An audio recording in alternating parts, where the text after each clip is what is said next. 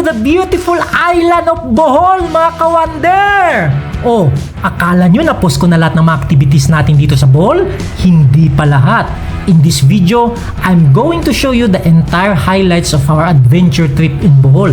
From the Tarsier Sanctuary, man-made forest, Chocolate Hills viewing deck, at pati pag-akyat mismo sa isang Chocolate Hill, Hinagdanan Cave, magagandang beach gaya ng Alona Beach, Momo Beach, Dumaluan Beach, Hermit Beach na magandang tambayan kung gusto mong makakita ng magandang sunset, and the Napaling diving site. At kung di ka pa nagsasawa sa beach, sinabayan pa natin ito ng island hopping na kung saan nabisita natin ang Balikasag Island at ang magandang Virgin Island. Historical churches like the famous Baclayon Church, Lubok Church na may kasamang Lubok River Cruise, St. Augustine Parish Church with the Panglao Watchtower. Dalawang waterfalls naman ang napuntahan natin, ang Kawasan Falls and the Malingin Falls. Nabisita rin natin dito sa Bohol ang nagtitinda ng pinakamahal na asin sa buong Pilipinas. Hindi rin nawala ang mga seafood market na napuntahan natin gaya ng Totolan Talipapa, Panglao Public Market, at ang pinakamalaki ay ang Tagbilaran Central Public Market. Para sa mga seafood lovers subscribers natin, meron rin tayong ginawang mga seafood mukbang videos. Finally, sagutin natin itong tanong ng isa sa mga viewers natin na si @lolopapa1752. Tinatanong niya kung saan ba daw tayo nanggaling bago tayo nakarating ng Bohol at yung accommodation kung saan tayo nagstay. Oh, ready ka na ba sa Bohol Adventure highlights natin? Tara, simulan na natin kagad!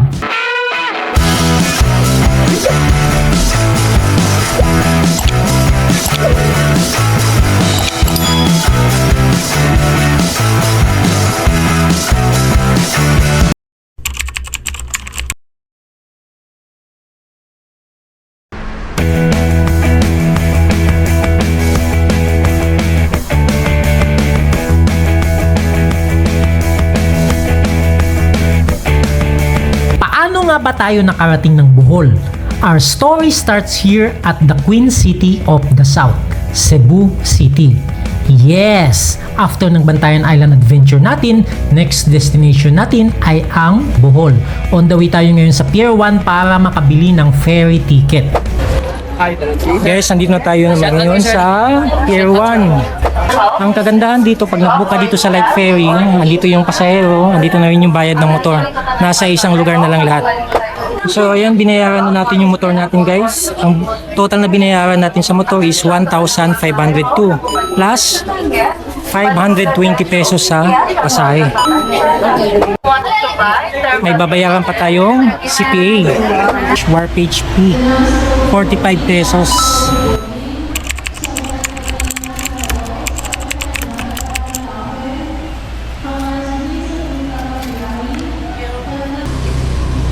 Guys, ito na yung light ferry na sasakyan natin papuntang Tagbilaran, Bohol.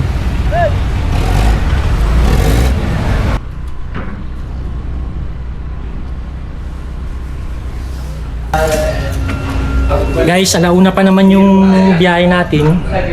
Pero time check, mag-aalas 11, pwede nang umakyat dito sa barko.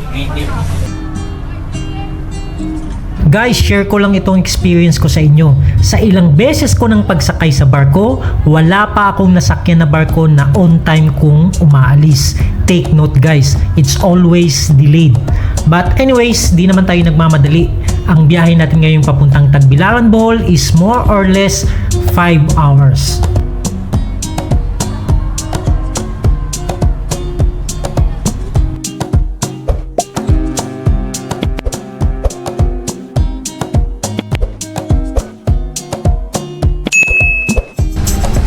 Guys, finally, nakarating na tayo dito sa Tagbilaran, Bohol. Time check tayo, it's already 6:15 in the evening. Medyo ginabi na tayo guys, ano. So, maghanap tayo ngayon ng accommodation natin at makakainan. Welcome to Bohol guys! Andito na tayo sa Port of Tagbilaran. Sinubukan natin magpalipad kanina ng drone dun sa barko, kaya lang hindi talaga pwede. Parang may restrictions ang area na ito dito guys. Ngayon, karating lang natin dito. Naku, namimiss ko yung Jollibee kaya kakain muna tayo guys. Woo! I'm hungry. We need to eat right now.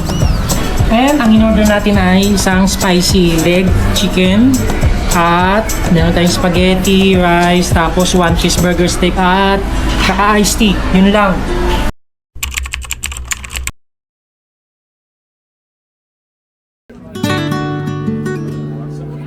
Now we'll talk about our accommodation mga ka-wonder. Honestly, I don't make advance bookings. What I usually do is that I just take out my phone, open the Google Map, tap the hotel icon, and dito na ako maghahanap ng matutuluyan. All I want are some random finds and maybe some surprises. Adventure nga, di ba? And kahit gabi na, nakahanap naman tayo dito sa isla ng Panglao. More or less at 30 minutes travel from the city proper of Tagbilaran. Welcome to Pislan.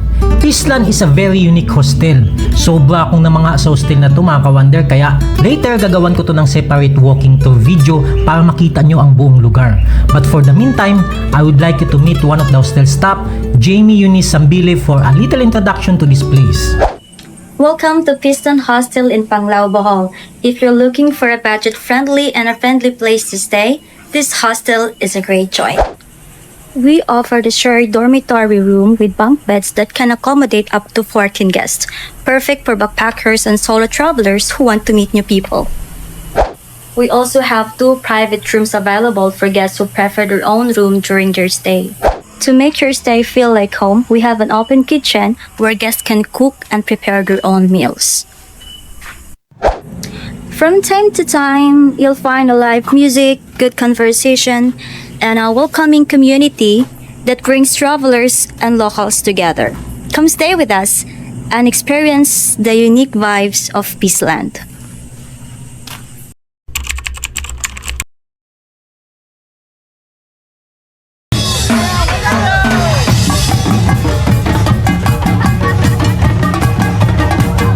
There are so many beaches in Bohol guys.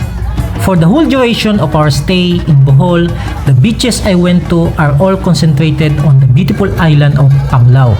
But what I heard is that meron pang magagandang beach sa iba't ibang bahagi ng main island ng Bohol. And of course, mabibisita natin mga yon in some other time in the future. Umpisaan na natin agad ang pinakasikat na beach dito sa Panglao, Bohol. The one and only Alona Beach.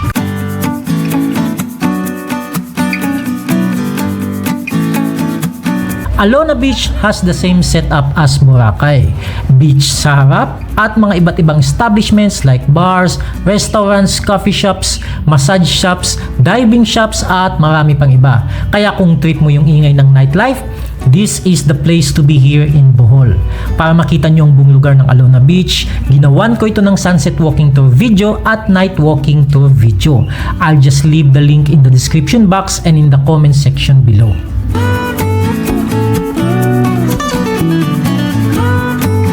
Next is the Dumaluan Beach. Unlike Alona Beach, Dumaluan Beach is much quieter and less commercialized. It's where some of the classy and luxurious big resorts are located.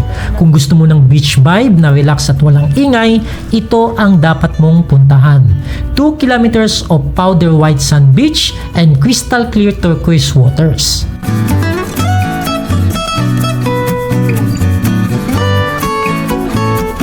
Kung trip mo naman ang sunset viewing, I suggest na tumambay ka sa Hermit Beach. Maraming mga foreigners and even the locals ang pumupunta dito tuwing hapon.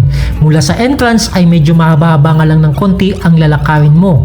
Pero sulit naman pag nakita mo na ang ganda ng view ng sunset dito. Walang resort at walang tindahan dito guys. Free yung entrance pero kailangan mo mag-register sa guardhouse. You can bring some food and a few drinks at dito mo na makikita ang pinaka-the best na sunset sa Panglao, Bohol.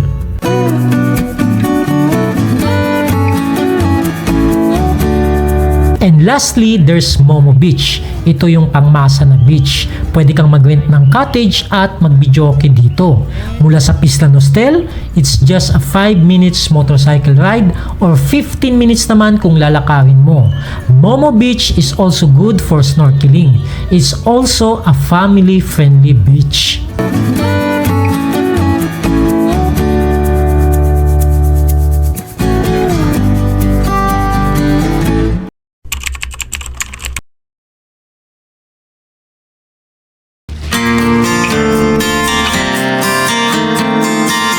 I also tried their island hopping.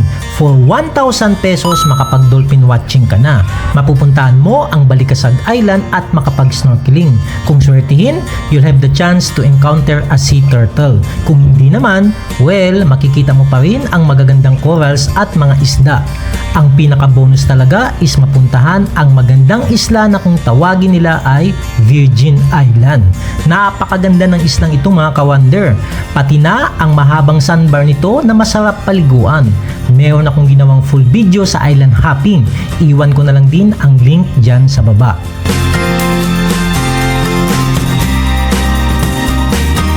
Kung snorkeling, scuba diving at free diving ang pag-uusapan, Napaling diving site ang perfect para dito. I heard na mayroon din kasing sardine run sa area na ito ng Panglao, Bohol. Just more or less 15 minutes away lang mula sa ating accommodation. Sinamahan ako ng kaibigan kong US veteran na si Scott at pinuntahan namin ang Kalikasan Diving Resort. Oh my God! And guys, hindi kami makapag-dive ni Scott ngayon dahil ang daming jellyfish guys sa tubig. So Scott, when you dive, do you go which part of this? All along here. Oh. The drop off is like, I mean, corals are right there. Wow. The drop off is at that line, and it drops, and the corals are just, man. I mean, that's why everybody comes here, because it's so freaking beautiful. Ang ganda sana mag-dive dito guys eh.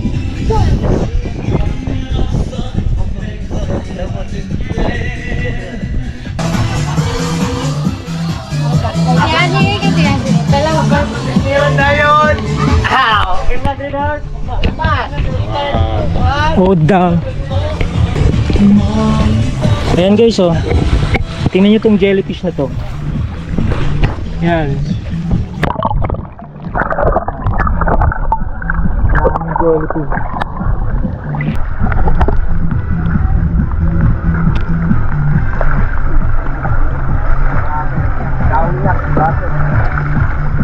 Ang dami guys, oh. How many days have they been here? It's been 1 week now. It's been a week. It's been a week. How much is the entrance here? 200 pesos? Yes, 200 per person, sir. Oh. How many hours is that? 1 hour. 1 hour only? The 200 pesos? Yeah. Pero pwede raw, but pwede din kayo magstay. Oh, okay. Hanggang 3. Until 3. Pero pag swimming po, 1 hour lang with the guide. Pero kung gusto nyo mag-swimming ulit, additional 100 pesos. Oh, okay. Okay. Kasi by time yung guide eh kasi. Does this include already the snorkeling gears? Only the entrance? Ah, okay. There's a set. Oh, okay. I see. Okay. Thank you.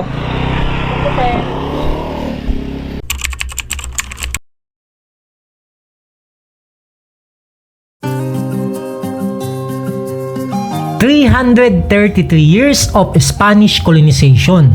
No wonder Philippines is the largest Catholic country in Southeast Asia. Since we are staying at Panglao Island, Bohol, una natin binisita ang St. Augustine Parish Church or also known as the Panglao Church. Established as a parish in 1803, it is renowned for its neoclassical architecture, ceiling murals depicting the sacraments, and the adjacent 5-story stone watchtower built in 1851.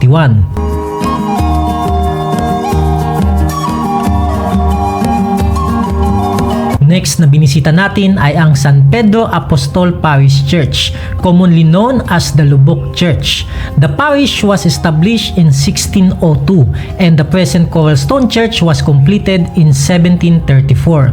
Because of its strategic location, it became the center of the Jesuit mission in the Bohol area. Sikat din ang bayan ng Lubok dahil sa kanilang magandang Lubok River.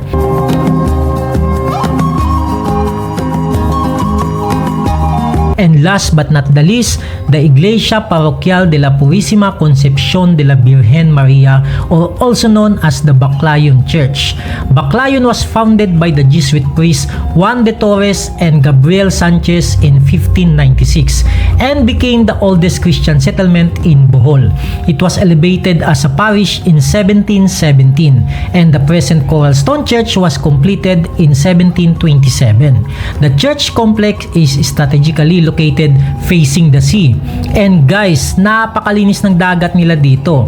At pag weekend na kagaya nito, marami ang naliligo. Ay, may semento nga dito ba?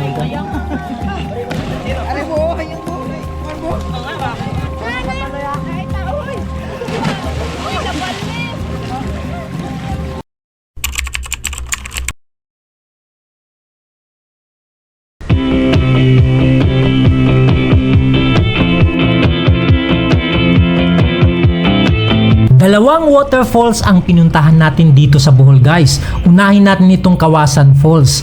More or less, it's an hour motorcycle drive from Panglao going to Balilihan.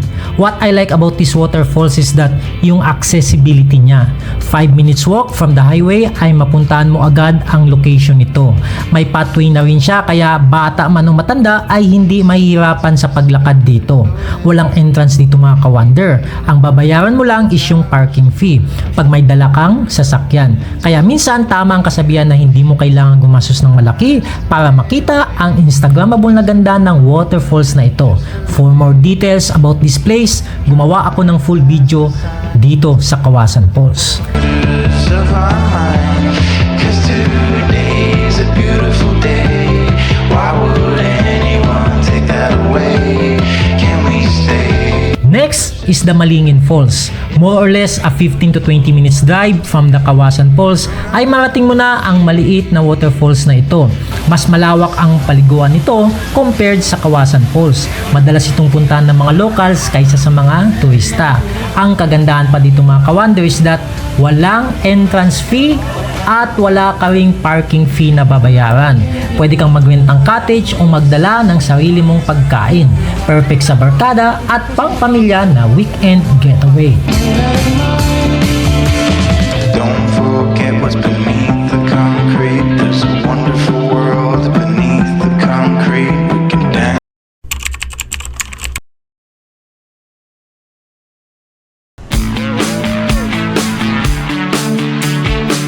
Guys, hindi makukumpleto ang bakasyon nyo dito sa Bohol kung di nyo makita at mapuntahan ang tatlong tourist spots na ito. Bohol Man-Made Forest, Chocolate Hills at ang Philippine Tarsier. Unahin na natin agad ang Chocolate Hills. Ang Chocolate Hills View Deck ay makikita dito sa bayan ng Carmen sa Bohol. Mura lang ang ticket guys, 100 pesos. Hindi nila allowed na magmotor at dumiretso sa viewing deck. Kaya after mo magbayad ng ticket ay may van na maghatid sa iyo sa taas ng viewing deck. Pagdating sa taas ay may makikita ng mga nagtitinda ng souvenir items at ang kaisa-isang restaurant na talaga namang napakamahal dahil dollar ang presyo ng mga tinda nila. Then aakyat ka pa ulit 220 steps sa pinakatuktok para masilayan mo na sa malayo ang ganda ng mga Chocolate Hills.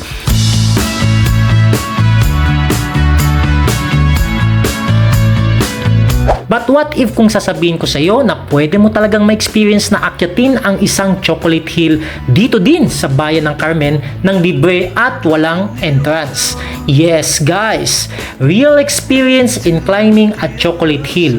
Paano? Panoorin mo na lang ang ginawa nating video na ito. I will leave the link in the comment below. Book club to alert. Our hands in the air, our hands in the air. There's a record spinning in my mind. Next is the Philippine Tarsier, one of the smallest primate in the world. Dito sa Bohol, makikita mo sila sa Philippine Tarsier Sanctuary sa bayan ng Corelia. Marami nga lang tao dito guys kung pupunta ka ng weekend. Ticket price is 180 pesos. Napakaliit lang ng sanctuary area na iikutan guys. Gaano nga ba kalaki ang Tarsier? For context, kasing laki lang siya ng dagang bahay guys. After that, pagbaba nyo ay may souvenir section kang madadaanan. Dito mo mabibili ang souvenir items na dedicated sa mga Tarsier.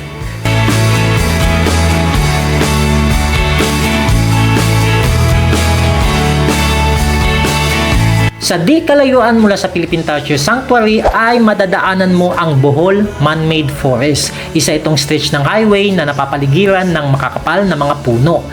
Mostly ay ang mga punong mahogani. Maraming turista pumupunta dito guys, lalo na pag weekend para magpa-picture. Walang entrance dito. Hindi ko nga alam din kung bakit naging tourist spot ito. Isa lang ang alam ko, bilang isang rider, masarap dumaan dito sa Bohol Man-Made Forest. Malilim, presko at malamig ang hangin.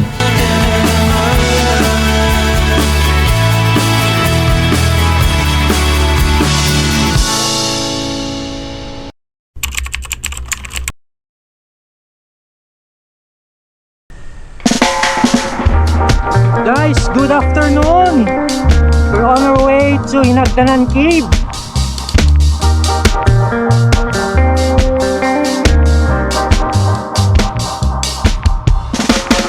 Isang kuweba lang guys ang pinuntahan natin dito sa Bohol. More or less, just a 15-minute motorcycle ride mula sa ating accommodation ay mapupuntahan na ang Barangay Dawis na kung saan makikita ang magandang Hinagdanan Cave. 50 pesos ang entrance kung gusto mo lang mag-sightseeing and additional 75 pesos naman kung gusto mong mag-swimming. Accessible din ang kuwebang ito guys. Mula sa entrance, wala pang 5 minutes ay marating mo na agad ang pinakaloob nito. Dahil sa may kaliitan ng kuwebang ito, limitado lang ang pinapapasok ng mga guests sa loob, lalo na pag weekend na kung saan maraming tao ang pumupunta. Na-enjoy ko dito guys ang pag-swimming sa loob ng kuweba. Malamig ang tubig at napakalinis pa nito.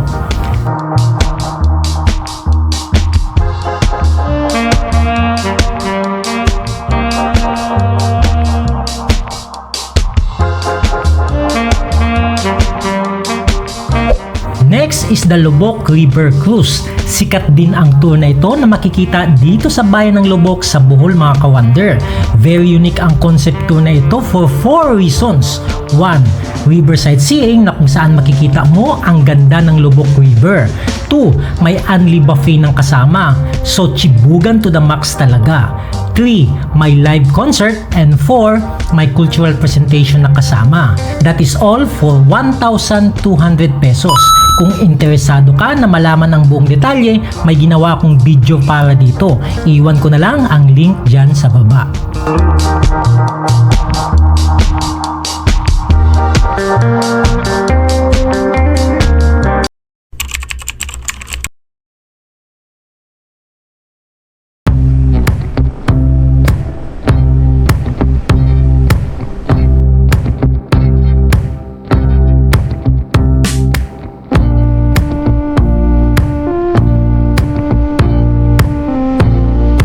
Up next is the most expensive salt in the Philippines. Hindi imported na Himalayan salt ang tinutukoy ko mga ka-wonder ha, kundi ang tinatawag nila dito sa Bohol na asin tibuok na makikita dito sa bayan ng Albuquerque. Believe it or not, 100 taon na ang paggawaan ng asin tibuok dito guys. Way back pa during the time of the Spanish colonization sa bansa natin. Imagine mo, yung asin na nabibili mo ng 5 piso o 10 piso sa sari-sari store, dito guys, ibang level ang presyo. Bakit nga ba mahal ito? Itatanong natin dito kay ate. Hello, good afternoon. Magtatanong ako how much yung ganito. Yung ganito po kaliit, sir, 400. Tapos yung malaki naman po, 700. Oh, I see. Bakit siya ganun ka-expensive? Kasi po siya, sir, yung pagluto po talaga niya o overall process po nito is abutin po siya ng mga 6 na buwan o di kaya 3 to 4 months, ganun po siya. Pwede niyo po siyang hinili sa pantimpla, yung iba din po pan-display, ganun po. Okay, so what's the difference with the salt? Yung ordinary salt saka ito? Yung iodized salt po, sir, yung palagi pa natin ginagamit is sobrang alat niya po. Kahit kahit maliit lang po yung ilagay nyo, is maalat na po siya. Pero ito po is nakadepende po siya sa panlasa niyo. Hindi nyo na rin po siya kailangan gamitan ng mga seasoning, yung mga baliksarap po. Kasi yung lasa niya po ay may pagkatamis sa smoky flavor dahil po siya sa balat ng niyog.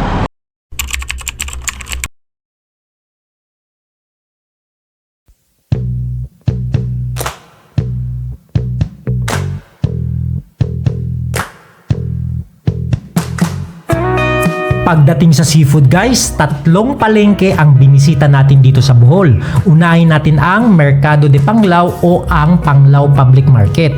Napakaliit ng palengke nilang ito guys na makikita mismo sa town proper. Limitado rin ang mga makikita mong seafood dito.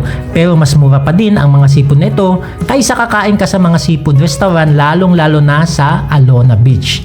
Next is the Totolan Talipapa na makikita sa Dawis na sako pa rin ng isla ng Panglao. Ito yung seafood market na malapit lang sa dagat guys. But in spite na may access ito sa dagat ay mahal pa rin ang mga tinitindang seafood dito. Medyo mas maraming seafood kang makikita dito compared doon sa Panglao Public Market. Ang pangatlong seafood market na pinuntahan natin ay ang Tagbilaran Central Public Market. Nasa mainland na ito ng Bohol at nasa city mismo ng Tagbilaran. Ito yung pinakamalaking palengke at may pinakamaraming supply ng seafood. Pero kahit ganoon kadami, makikita mong seafood dito ay mahal pa rin ang presyo. Hindi lang natin binisita ang mga palengking ito mga ka-wonder. Bumili rin tayo ng mga seafood, nagluto at nag-seafood mukbang. Kumpleto ang ginawa nating mga videos dito guys at kung gusto mong makita ang mga video na ito, iiwanan ko ang mga links nila dyan sa baba.